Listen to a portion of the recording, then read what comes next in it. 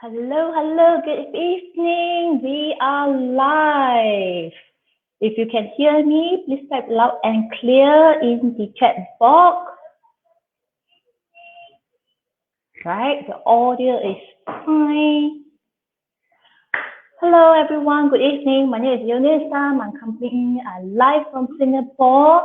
And let us know, say hi to us, and let us know where you are watching this from. Are you watching from Singapore? Are you watching from overseas?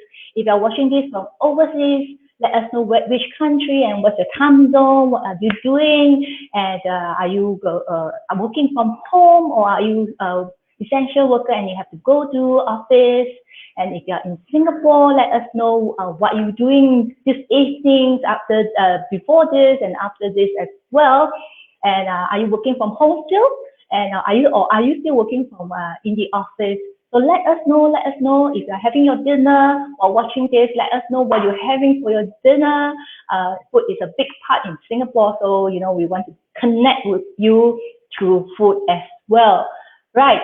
So my name is Eunice Tan. I'm an entrepreneur and speaker and director of JPS Consultancy. We are a boutique business consultancy firm whereby we help people to help start their business and grow their businesses. So clients come to us for either the front of end, for example, to deal with their marketing and sales and branding, or they come to us to want us to help them with the back end, for example, the compliance matters, the accounting matters, payroll matters, or the administrative and operation matters that you don't want to do, and your time is better spent on other things like your sales and marketing and branding and planning and strategizing, right? So clients will outsource those parts they don't want to do or don't know how to do or can't be bothered to do to us. Right. We also conduct business trainings and we share our business experiences and business lessons that I have gathered over the last 10 years, and actually more than 10 years actually, right? Because when I first started my business, I was actually 21, and from then till now is about more than 20 years. Right, so we have a whole range of experiences to share with you, and during this journey, I have also learned from many mentors and experienced entrepreneurs, which I am overflowing and sharing with you what I have learned from you as well. Right, learning is ongoing. There's forever so much things to learn. Right, so without further ado, we will start our lesson. Along the way, if you have any questions and want to say hi, just feel free to type in the comment box, and we will have some interaction wherever we can, right? Okay, I'd like to start my class on time, and we shall start our lessons for today. And let me share the screen. Right. Okay, so today we are going to talk about the topic on the 5 important decisions to make when you start your business, right? So once you have set on starting your business, there is much work to do and many decisions to make. So where do you even begin? Everything seems so important and everything seems urgent. So tonight I'm going to share the 5 decisions that you need to make, which will form the foundation of how you are going to move forward with growing your business. As you know, the foundation of a building is the most important part. Without a good foundation, the building will collapse at some point. For those who have already started your business, this session is also applicable to you. Use this as a checklist, as a blueprint, and see whether have you got all these 5 in place as well, or are you missing anything? Right, let's get started on today's lesson on decisions. Right, the first decision we want to look at is very, very crucial. Is pertaining to the outcome of starting your business. Now, what is the outcome you want to achieve when you start your own business? Why is this important? This will set the tone for your business, and many people make the mistake of not asking this question first until much later in the process, and realize that they have been going off course all this while and wasted all the time that they have spent in so-called building the business. And by then, they either have to start from the beginning, or worse still, they decided to continue what they are doing. because they have already invested so much time, so much energy and money into the business, and they go even more off course, and things just go into a downward spiral. And this is a very common phenomenon in the past 10 years that I've done consultations with various kind of business owners and in a wide range of industries. Right? In business, losing money is actually not the worst thing, because when you lose money, you can make it back somehow. But when you lose time, there's no way to chase it back. So what do I mean by outcome? Generally, there are four categories of outcome, right? So the first one,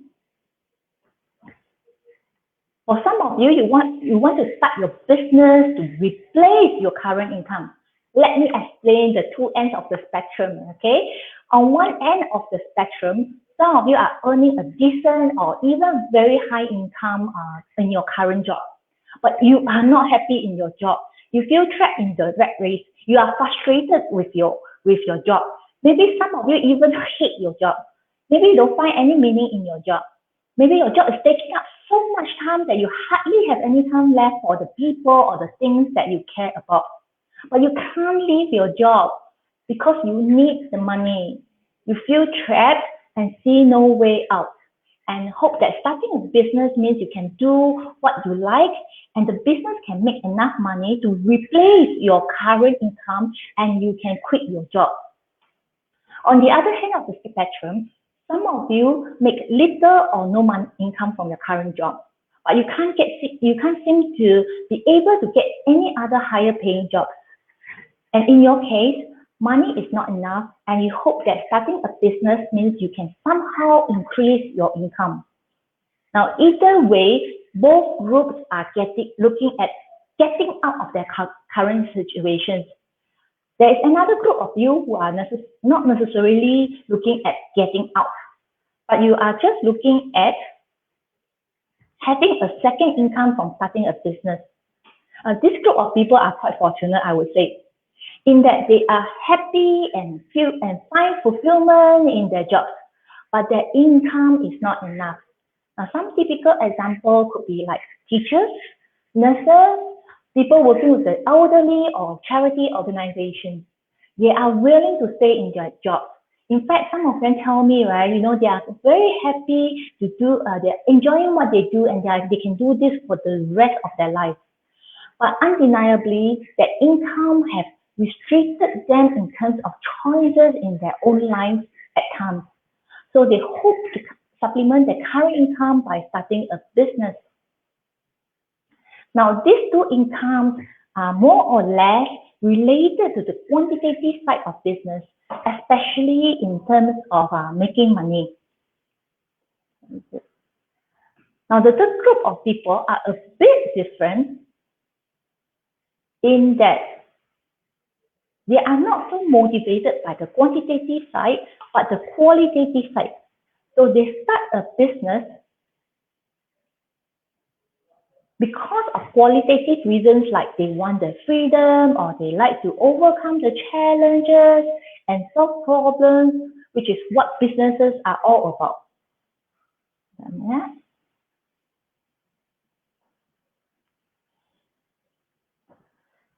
Another common reason is the sense of control. Yes, some of us start a business because we want to have a say in what we do, and having autonomy is so important to us. And not only do we want to have control over what we do, we also want to control when we do. Time freedom. Some of us just simply cannot take instructions from others. I know some of you are smiling to yourself already because you know exactly what I'm talking about. But for me personally, this is actually the main category of our outcome for me. The main motivating factor that pushed me to start my own business is actually freedom, and especially in terms of time freedom. So I always say I would like to do whatever I do, whenever I do, with whoever I want to do with, right? So freedom to me is really very important, right? And the second reason that pushed me to start my own business is actually the control of my own destiny. So for I share with you, in terms of in my law firm, at that point of time, I was working in the law firm as a legal executive. Now, and there was a period of time, there were 5 partners in the law firms, right? And they were not really an argument, but they were just having a disagreement, like in all partnerships. And it just set me thinking that, hey, you know what? All the 5 law firm partners, right? They actually, what if one day they go their separate ways? And they start and they don't need or they want to retire, and you know what, they don't need me anymore. In fact, they don't need any of the staff anymore. They can just start with a very little small office and can get work for themselves. They don't need any of us. And that's when it really scares me, in the sense that what am I going to do then? And because by then I'm already in my 30s, and I was thinking, I have to compete with the fresh graduates and to compete with overseas graduates, and it's going to be really, really challenging. And so I decided to come out and start my own business consultancy, so as to have a more control over what my destiny is, my purpose in life, and to find fulfillment in whatever I do, right? So that is one of the, for this group of people, it's not so much of the quantitative side, it's more of the qualitative side.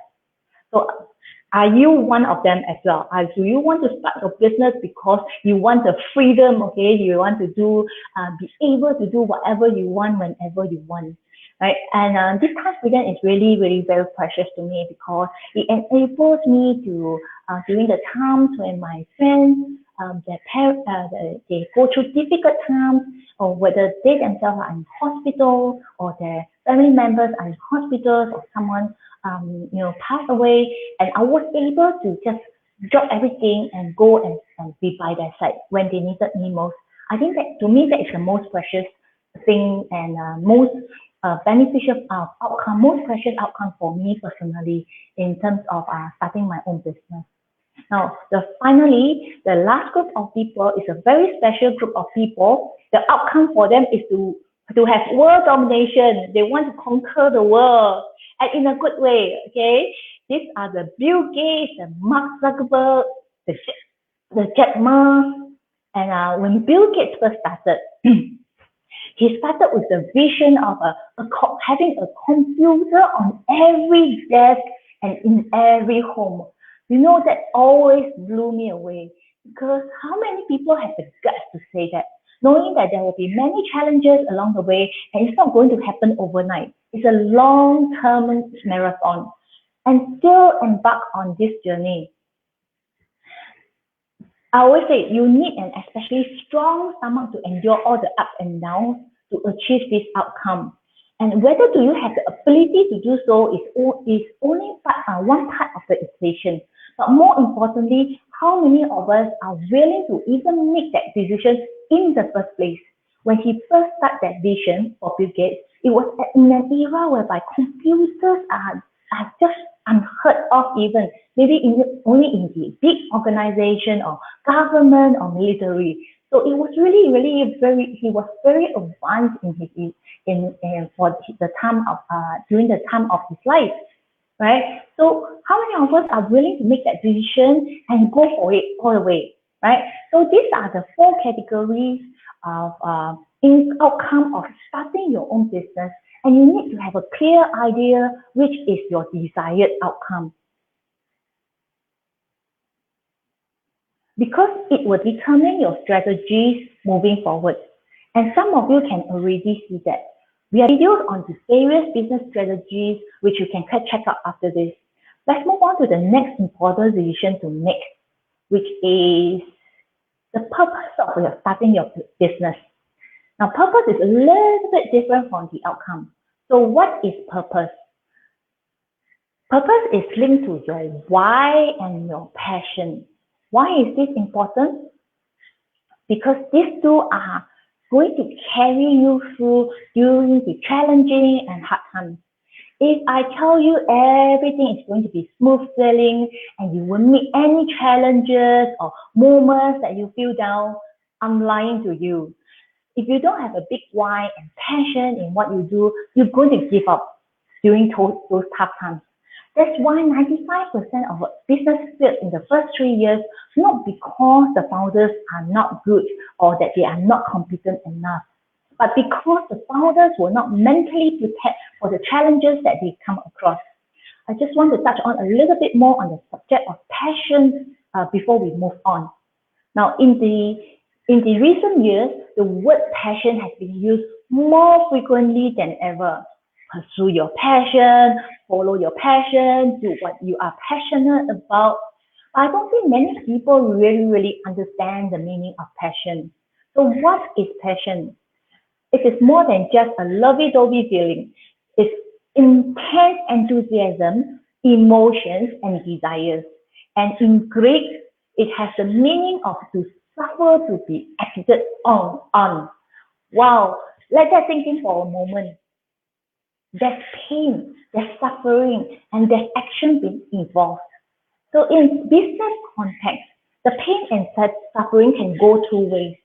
One is that you see a problem that other people have to endure, and you have a strong desire to get rid of this problem for them. And from there, you create a business that helps them to solve this problem and get paid for it. Or it can also refer to during the process of helping them to solve the problems, you yourself have to go through some hardship in order to get things done. Right? This is the stage where many people stumble because they were caught off guard by the challenges that they have to overcome. Okay, before you lose heart and you switch me off, right? There is light at the end of the tunnel. If you have watched this video till this point, you have more than 50% of chance of making your business a successful one. Because you have just been told one of the hard truths that many people won't tell you. And now that you know the truth sets you free. You have already gone through one of the hardest part of starting your business, and it will only be fruitful and fulfilling moving forward. So what's next? The next important decision to make is pertaining to building your portfolio. Now this is important because especially if this is your first business, because it helps you to gain experience to tackle the different challenges that you will be facing. What does it mean to build your portfolio? Now, I've seen people doing this blindly like headless chickens. You need to do this part in a very strategic manner. What do I mean? Your portfolio is actually made up of 4 pillars. And whatever you do, you should enforce the strength of at least one of these pillars. So what are these 4 pillars? The first pillar is to build your credibility. Now, remember the time when you first graduated from school and you have no experience of any kind? Well, most of us, when we launch our first business, we are in a similar stage. And one of our biggest concerns is our credibility, because this will be on top of your customers' minds as well. Me too. So when I first started with my business, I didn't know a lot of things also. So I started with the little that I know, and that is to help people set up their company. And I will use every opportunity to talk to everybody. I mean, literally everybody. I talk to them about the benefits of starting up their own company. I find out what stops them from taking action. And for those who did take action, I ask them about the reasons that make them to take the plunge. And I don't necessarily talk to them with the intention to close a deal, but rather the intention is to learn and gain experience so that I can build up my credibility. So every single one of them whom I talk to, I learn something new and I improve on my get. So for example, product knowledge. Product knowledge is a general term that is applicable to service industry as well. Meaning, you must be the expert of the product or services that you are offering and know everything at the back of your hands, at the front, at the back of your hands, from A to Z, Z to A, north to south, south to north, west to east, east to west. You get my point, right? So when I first started, I thought I knew everything. But with each conversation, I realized that there is always a little gap here and there. And not only do I need to know my own industry, it began to dawn on me that I need to know how it overlaps and affects other industries as well, and also how other industries affect our industry. And what I was doing was to gather, when I talked to all these people, what I was doing was to gather the common questions that are raised, the common problems that they face, the common concerns that they have. As I talk to more people, I gain more experience. As I gain more experience, I was able to paint a clearer picture to clients and explain to them with more and more clarity. And as I gain more experience, I gain more confidence. With more confidence, I begin to close more deals. And the closing gets easier and easier. So when you first start, go and talk to as many people as possible. Don't be shy. And don't worry about rejection or they don't talk to you. If they don't want to talk to you, that's fine. Just move on to talk to the next one. Now, when I talk to them, I only go with the intention to gain more experience, and everything will begin to fall into place. It's a very natural process. So you won't feel so awkward, and it's a very smooth transition into growing your business. Yes? So another reason why you should talk to as many people as possible is also to enforce your second pillar, which is to build up your story. You see, these days, there are not that many unique products or services anymore, per se, unlike in the past. So in the past, we always talk about this USP. USP, it has moved, it has evolved over the years. So it started off as unique selling products and becomes unique selling preposition and unique selling position. And now I call it unique selling perception, right? Because nowadays a lot of things are, it's very with technology, it's very easy to come up with an improved version, right? So people buy you, not so much your products or services these days. Now, the concern that you have to address these days is why your target market should be buying from you and not someone else. And stories captures people's attention. Some of you might be thinking, huh? You mean I have to lie and come up with a story? No, no, no. 1,000 no's. By stories, I do not mean you make something up or come up with a fictional story. Instead, you turn your own personal experiences into stories. That's why you talk to as many people as possible to gain the real experiences. And what do you do with these stories? Now, stories can help you explain your product or services better. Stories can help your clients to remember you better. And stories can help you to connect with others better. And what better stories than your own real personal experiences? And many of the stories, case studies I share in all my videos are all from my personal experience with clients, or sometimes of them don't become my clients, just people I talk to. So start talking to people and start gathering your stories. All right, next pillar is to build your character. As you talk to more and more people, you will find that your character is being built up as well. Now, it goes both positive and negative way also in a way, method. So on a positive note, you will build up your confidence and people will have more trust in you as your clients endorse you and give you positive feedback, right? And on the other hand, you are bound to meet some negative, not so nice people. They would teach you the biggest lesson that these people have taught me, right, is to learn how to let it go, like the song in Frozen. Right?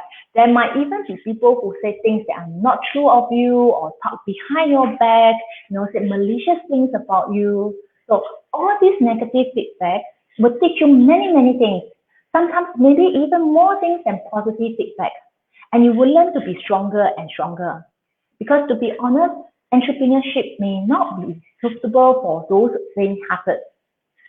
Right, I just want to touch on a little bit more on this character, because as earlier on I mentioned, people don't buy the products and services, rather they buy you. So as you move along, as you talk to more and more people, you will find that your character has been built up. You will be more grounded. You will be more, you won't be swayed so easily. You'll be more firm. You will be clearer in who your target market is. You'll be very clear in what kind of values that you want to stick to. You'll be very clear in what kind of partnership you want to go for. Are you looking for, your business partners? You be not just that, but your employees and your teammates and even your target market. You will find that if you're building of your character, you will attract and you will want different kind of target market as well. And your target market will be attracted to your character because they will see something special about you. You will see a strength in a strong person, not the kind of physical strength, but a strength that comes from within, whereby they can't help but notice you, they can't help but be attracted to you, and they will say, they will look at your character and they will find that this person has got things like character also include things like integrity and trust, and whatever you say, you will make it happen. Whatever you say, it will come true. You do what you say what you do. So all these values will make up your character as well. Right, and it is very important because there are, as you move along, you will find that there are also certain dark characters that you will come across, and you will find that these people, they may be successful in the beginning, but people will eventually see that they are not good people to work with. Right, and you don't want to be that kind of people. You will want to have developed good character, whereby people are attracted to your good character and they want to do businesses with you. Collaboration will come their way. So the whole point of building up your character is to attract positive things and attract positive people into your life. And because at some point so that instead of chasing after them, instead of chasing after collaboration partners, target market customers, they come chasing after you because your character has become so attractive to people, right? Okay, so this is actually it's not going to happen overnight. Character is not built overnight. You don't change your character overnight, but rather it's built bit by bit, right? Okay, and the next pillar that you need to take note of is testimonies. Now, testimonies, as you talk to more and more people, you will find that there are more and more feedback, and they are willing to give you testimonies for your work or who you are. And testimonies are so important in business because if you can say how good you are, people are not going to believe it. But when a third party say how good you are going to be, then your potential customers, your potential clients it's more believable to them. So that is why, for example, when you want to go to a restaurant and you have never been there, you will either ask from your friends or you will look at the review and see that all these people have left some remarks and comments and give 5 stars. These are all the modern ways of giving testimony to the business owners. Right. So as you move along and you build your portfolio, you will find that you will be easier and easier to gather all these testimonies for yourself. And these testimonies are very precious because you can use it when doing your marketing and your branding process. And as time goes by, instead of you chasing customer, which in the beginning, most of the businesses will be chasing customers, but at some point, it will be customers chasing after you. Yes? How many of you like that? Customers chasing after you, money chasing after you, right? Okay, next, number 4. Okay, the 4th decision that you need to make is to look at your skill sets. Now, skill sets, this is relatively straightforward. You need to look why is this important, right? You need to get the results you want efficiently and effectively. And that's why you need to look at your skill set, and you need to look at it by asking yourself 2 questions. One is, what skill sets are you good at? Right? 2 is, what skill sets do you lack of? Now we all have a certain skill sets that we are very good at, and there are certain skill sets we are just not good at. right? And earlier on, someone was just telling me about, for example, because I am not very good at IT and technology, they always make me stress me out. I will have a headache when it comes to it. And even simple things like renew my domain for my web page. Just early on, my admin just told me about this, and I already have a headache. Just the mention of it, right? So this is not my forte. And whereas my skill set is more about marketing and talking to people, strategizing, and business strategizing, and these are all that come quite natural for me. And of course, I learn how to do it as well. I pick up and sharpen my skills. So you need to sit down and really sit down with a piece of paper, and on one hand, on one side of the paper, write down what skill sets are you good at, and on the other side of the paper, write down what skill sets do you lack of, and be very, very honest with yourself, because you don't have to hand it in to anybody. It's not like homework and there's a teacher market, right? You do this for your own self, your own review, and don't worry about feeling bad about it, or you feel that, oh, I feel so lousy. It's okay. Most of us, we will have half, and it's very common, right? Because we tend to gravitate towards the negative. Very commonly, when we look at the skill sets that we are good at, there may be only one or two. And then on the skill sets that we lack of, there will be like 101. So you just be honest with yourself. Don't need to go humble, don't need to go bragging. It's ultimately be honest with yourself, because when you're honest with yourself, it's for your own good, right? So some examples of the skill sets you can look at in business, right? And these are the few very common and very important basic skill sets that you need to look at is, the first one is the sales and marketing, public speaking, and people skills. Now, if you watch my previous video on 3 skill sets that you must have before you start, these are the 3 skill sets that I mentioned in that video. You can check it out for more details how I expound on each skill. But these 3 are the most important skill sets that you must have, or at least willing to learn. If you don't have, if you are willing to learn, that's fine, right? But you must learn. Now, another group of examples of skill sets will include like planning, admin, finance. Follow-up skills is so important, right? Don't wait passively and say, oh, I sent the email to that somebody and I'm waiting for the person to reply back. You need to follow up, right? It's been a month and you don't follow up, you don't get what you want, right? And technology skills, yes. We all so we don't need to I always say you don't need to be an electrician to understand and enjoy the benefits of electricity, but then you need to know enough. For me, I need to know enough of technology to be able to do my marketing, to be able to grow my business. I just need to know where to click. I don't need to know the coding. I'm not doing coding for a living. Maybe if you are interested in that area, that's fine. Go ahead and do it. But that's not my forte, right? So for me, if you look at all these, over here we have indicated 1, 2, 3, 4, 5, 6, 7, 8 skills. And look at these 8 skills. These are all very basic business skills that you must have when you start your business.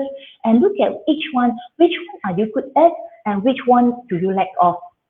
We'll talk about what and for those that you are good at, you can sharpen it further. And those who are skill sets that you lack of, you may have to just bite the bullet and start learning how to do it.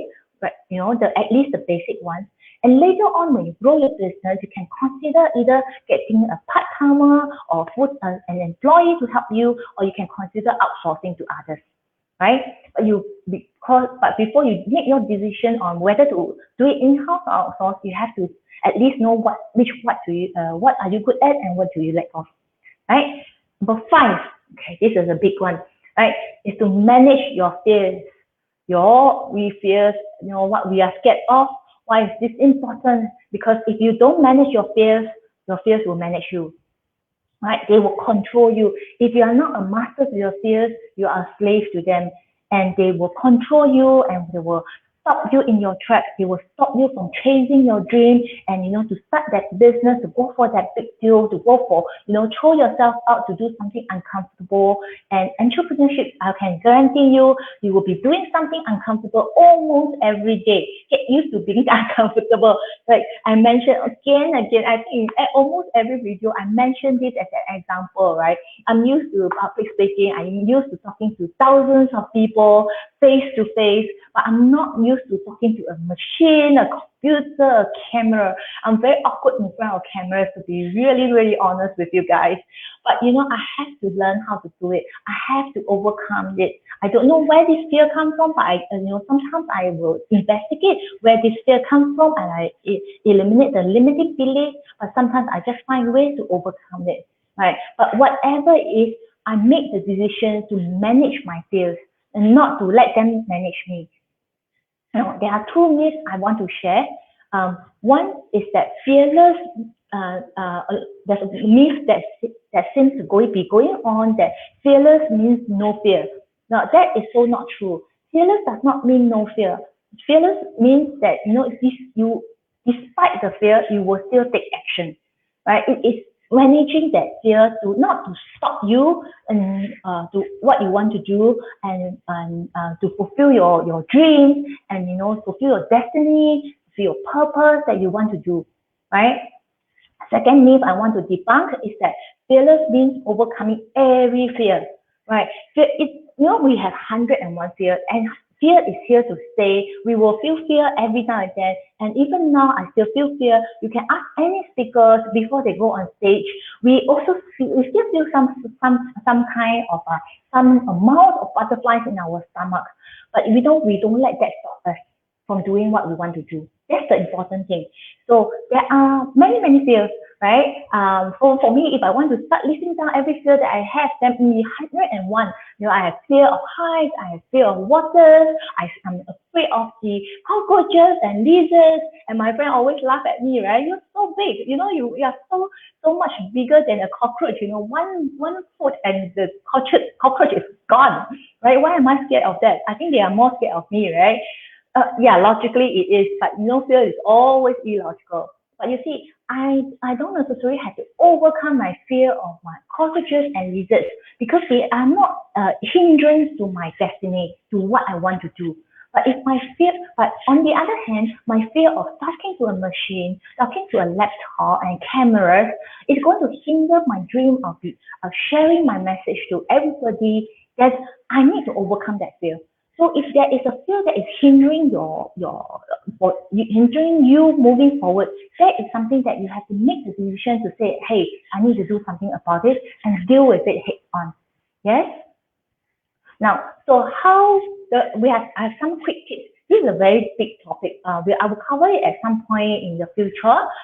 If there are videos already out on that as well. But for this video, I just want to share some quick tips where you can quickly and remember it easily and apply it effortlessly, right? So first and foremost, acknowledge that there will always be some form of fears or some amount of fears. Right, even for us, even after I go through, I was just telling someone, I've done fireworks, I've broken arrows, broken bricks, I've done all sorts of things. I have overcome my fear at that point in time, but it doesn't mean that the fear won't come back. Right? It's just like flu, right? You take the medicine and take the injection, it goes away, and many people think that fear is something that it goes away and it doesn't come back. No, it doesn't. It does come back. I'll be honest with you. But the question then is that how do you manage it? When the flu, if you have a flu, if you catch a cold, how do you manage it and not let it manage you? And you are not defeated by the cold, but instead you defeat the cold. So the same thing for fears as well. You defeat the fears, right? And you don't let it hinder your what you want to do. Right. Next is to see the real purpose of fear. Now, the real purpose of fear is actually to form as a preemption. So some of you may have heard this concept that, from the caveman, we have all this fear to help us, to protect us. And instinctively, it ignites the fight or flight response in us. because at that point of time, we just need to protect ourselves.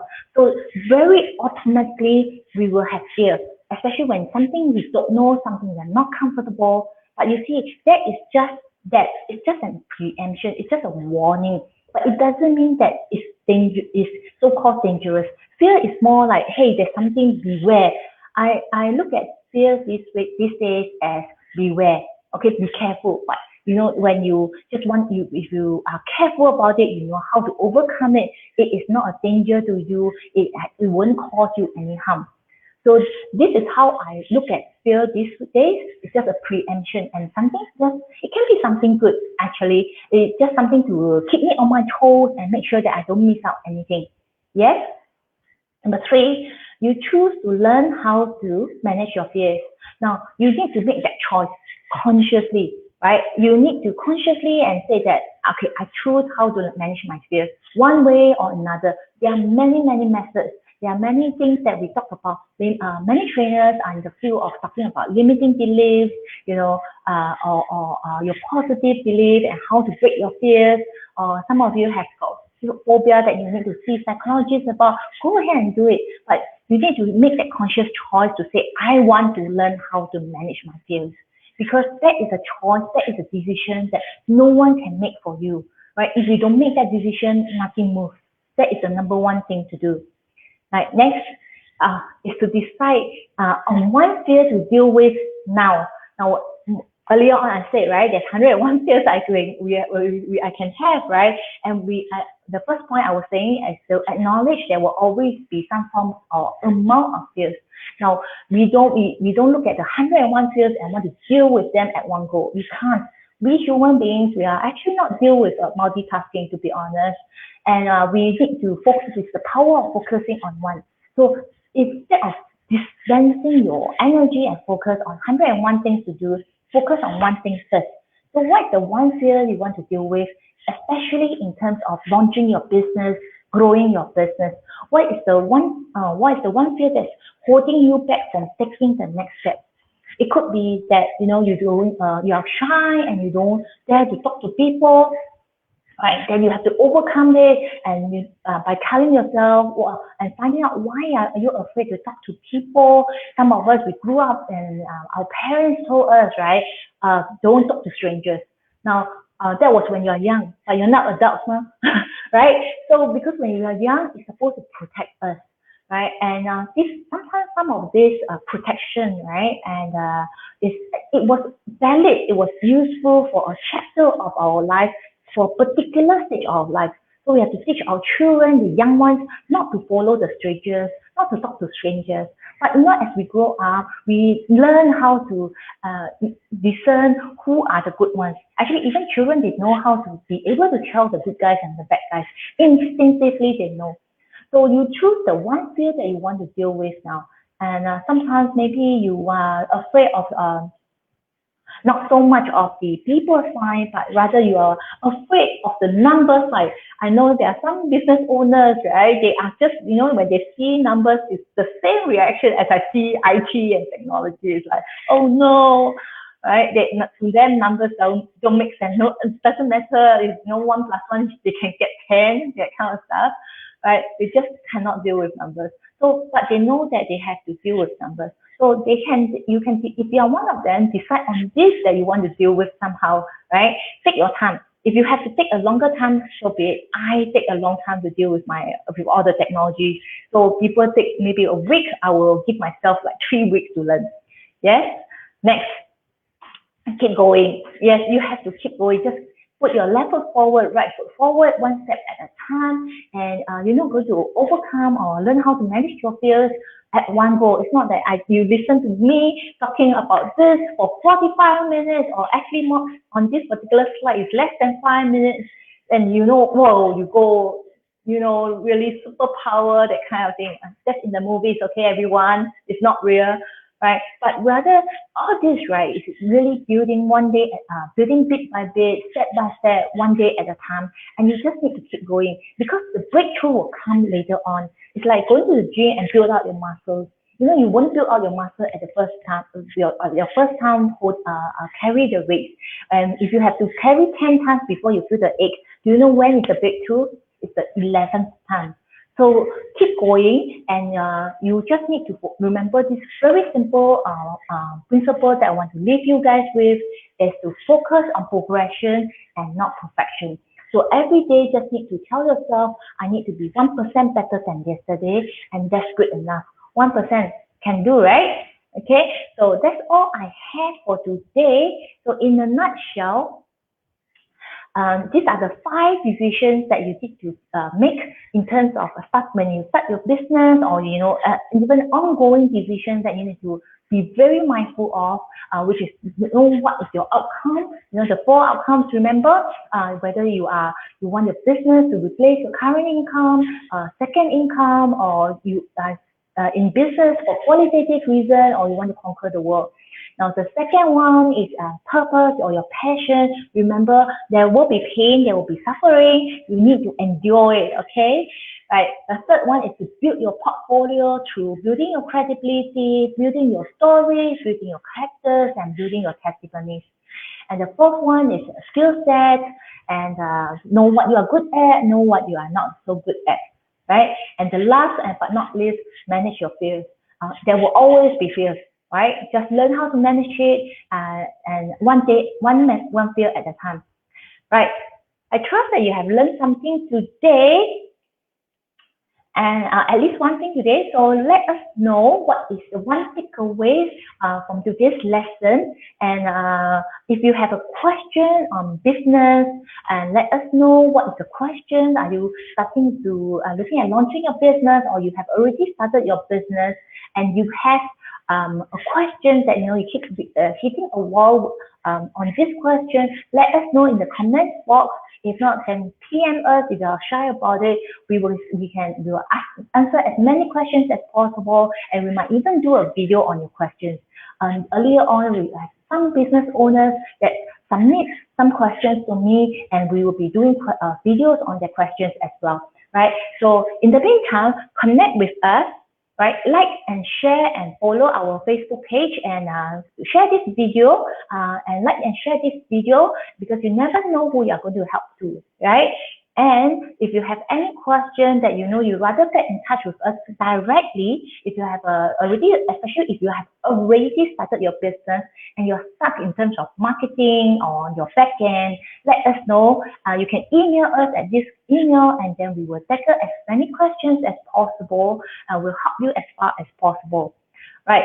So that's all I have for tonight, and I'll see you soon. Okay. Bye. Good night.